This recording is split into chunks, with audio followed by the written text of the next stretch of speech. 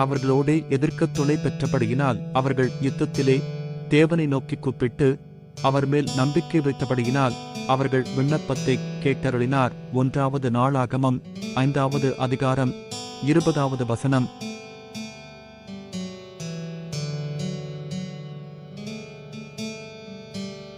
அவர்களோடே எதிர்க்கத் துணை பெற்றபடியினால் அவர்கள் யுத்தத்திலே தேவனை நோக்கி கூப்பிட்டு அவர் மேல் நம்பிக்கை வைத்தபடியினால் அவர்கள் விண்ணப்பத்தை கேட்டருளினார். 1 நாளாகமம் 5 அதிகாரம் 20 வசனம்.